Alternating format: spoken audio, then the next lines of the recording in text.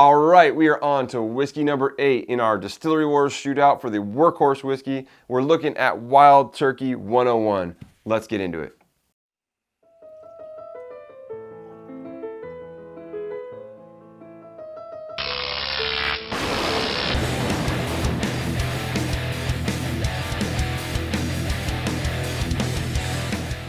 Hey everybody, and thank you so much for joining me today here on Blind Whiskey Reviews, the most honest reviews on YouTube. Today we're looking at our 8th and final whiskey of our Distillery Wars series with the workhorse whiskeys. We're looking at Wild Turkey 101. Wild Turkey is obviously a major iconic brand in the bourbon industry. It has been around for a very long time. They had to be featured in our distillery shootout, and I don't think there was really much of a choice other than Wild Turkey 101 to be their contender in the series. So we could have gone with the Russell's Reserve 10-year, as it does come in right around $30. It doesn't come in at $30 for everybody, and I feel like Russell's is a more premium offering from them, and I really wanted to focus on the workhorse brands. So I think this is probably the least expensive whiskey out of the bunch that I bought. This one I believe comes in just under $20, maybe around 18 to 20 bucks, in that range. I can't remember what I actually paid for it, but I think it was about 18 bucks.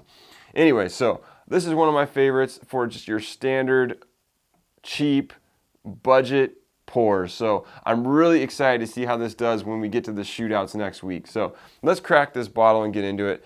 As the name goes, it is at 101 proof, 50.5% ABV, which I think does give it a little bit of an advantage in this shootout, in that it does have a little bit more proof to it. So, you know, proof does make for more flavor in most cases. Light pop. You know, the one downfall to Wild Turkey is these corks. I hate their corks. I always have. Anybody that's ever experienced a dusty bottle of Wild Turkey knows it's always kind of a question mark whether you're going to get that cork out or not without it breaking. I don't know how much they've done to improve that, but these corks don't seem much better than they ever did. But anyway, so if you haven't checked out the other 7 whiskeys that we're featuring in this series, they will be up in the playlist here. I have a Distillery Wars playlist going. You can check out every video that I've put out in this series, so you can see all the different releases that we're going to be doing in the shootout coming up starting next week. And if you're getting to this video a little bit late, you'll have the shootouts all linked in there, so you can check out every shootout I've done, head to head, whiskey to whiskey, which ones are the best. They'll all be in that playlist. I've reviewed Wild Turkey 101 before as well, so if you want to check out my review, like a more thorough review of it, you can check that out up here. For the purposes of today, I just want to give you guys a few initial tasting notes, talk about the whiskey a little bit, and get out of here before we take too long. So, let's see what we get on the nose here. Getting a little light fruit. Not as bold as I feel like Wild Turkey 101 normally is, but again, fresh pour, definitely needs to open up a little bit.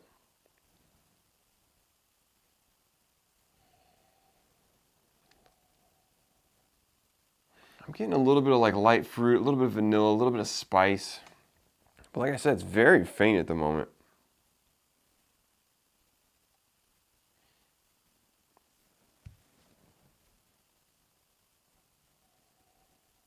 Yeah, not getting too much more than that right now, so let's dive into the taste. Cheers.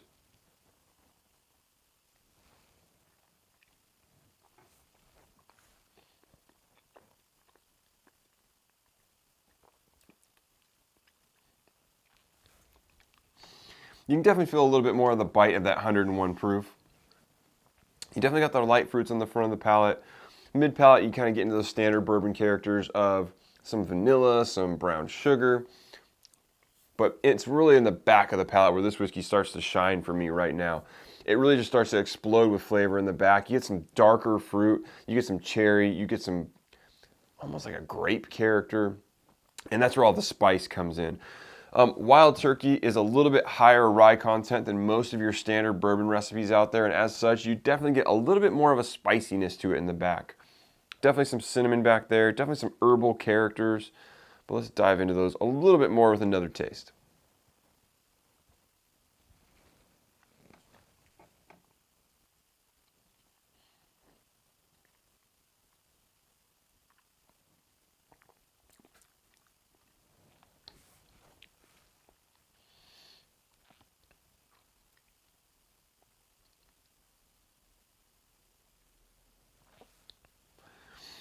Yeah, this whiskey really starts to pop at the back of the palate in the finish. It's got a pretty long finish. I mean, the long side of medium. You're left with some nice dark fruity notes, a little bit of oak, definitely with some of that cinnamon spice, some nutmeg. There's almost even a little touch of black pepper in there. The herbal qualities are taking a little bit of a back seat to kind of those more bold, cinnamon spice and things like that.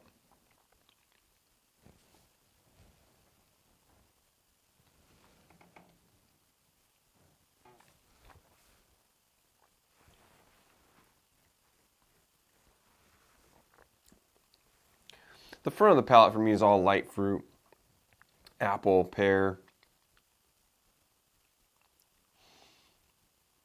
If you really dig for it, there's almost this like a slight hint of like a peach right on the tip of your tongue, or at least right on the tip of mine. I don't know about yours.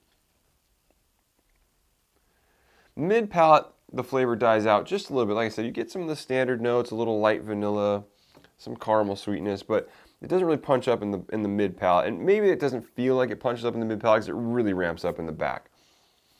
So you don't get a ton of oak on this. You don't get a ton of bitterness. There's enough bitterness to round out the back end of it, but you don't really taste a lot of oak on this whiskey to me. You're mainly left with spicy characters and a little bit of that fruity sweetness. I don't get a lot of biting oaky quality, which is kind of surprising because I think this whiskey generally is mainly about in that like 8 to 9-year-old range. So you should be definitely getting some more oaky notes on it. And maybe some of that vanilla and things are coming from the oak, but you really don't get a distinct oak flavor to me on this pour anyways.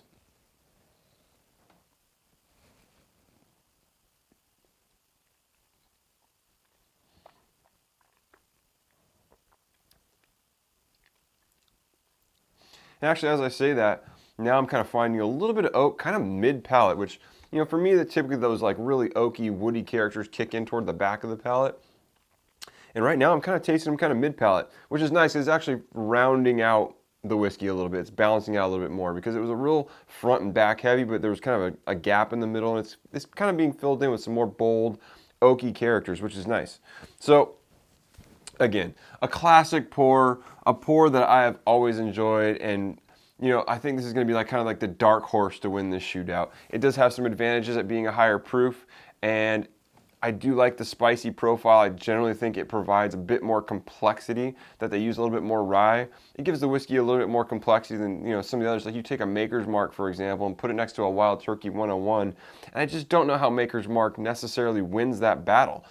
It just doesn't have the complexity that this doesn't have the boldness of flavor. So I think there's going to be some challenges for other whiskeys against this one. It definitely is a dark horse to win. I think there's a few in here that I really think are going to come out to the top, and I'll talk about that a little bit more once we start the shootouts. But the shootouts start next week. I am really excited. Now that you guys know all 8 whiskeys that we're going to be featuring in this shootout, tell me, which one is your vote for the winner? Who do you think is going to come out on top of this shootout? Definitely leave me a comment down below. Again, if you haven't caught any of these other whiskeys that we're going to be featuring, they are all up in this playlist, so you can check that out. Go see the other whiskeys we're going to be doing. This starts next week. We'll be releasing a video.